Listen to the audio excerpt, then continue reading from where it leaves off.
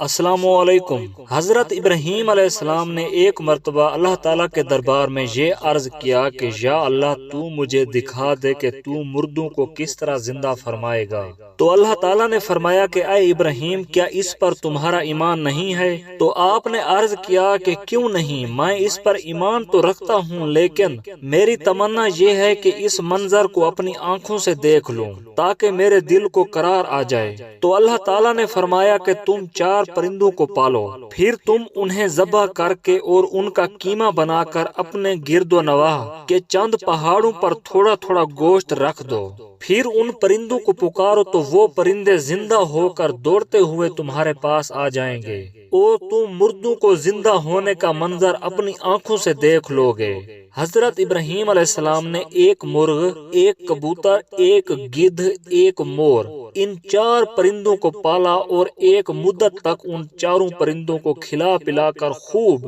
بڑا کیا، پھر ان 4 پرندوں کو ذبح کر کے ان کے سروں کو اپنے پاس رکھ لیا اور ان 4 کا قیمہ بنا کر تھوڑا تھوڑا گوشت پہاڑوں پر رکھ دیا اور دور سے کھڑے ہو کر ان پرندوں کا نام لے کر پکارا۔ آپ کی پکار پر ایک دم پہاڑوں سے گوشت کا قیمہ اڑنا شروع ہو گیا اور ہر پرندے کا گوشت اور ہر پرندے کا گوشت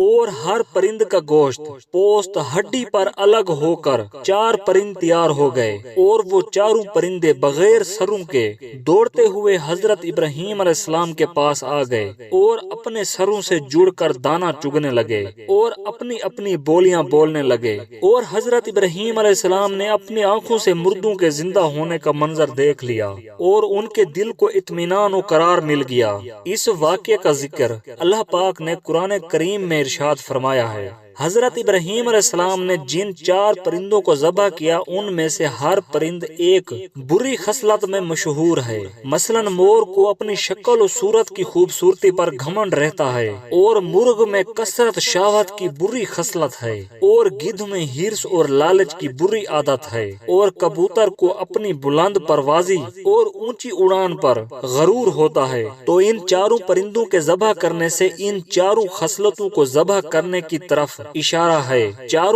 پرند ذبح کیے گئے تو حضرت ابراہیم علیہ السلام کو مردوں کے زندہ ہونے کا منظر نظر آیا اور ان کے دل میں نور اطمینان کی تجلی ہوئی، جس کی بدولت انہیں نفس مطمئنہ کی دولت مل گئی۔ تو جو شخص یہ چاہتا ہے کہ اس کا دل زندہ ہو جائے اور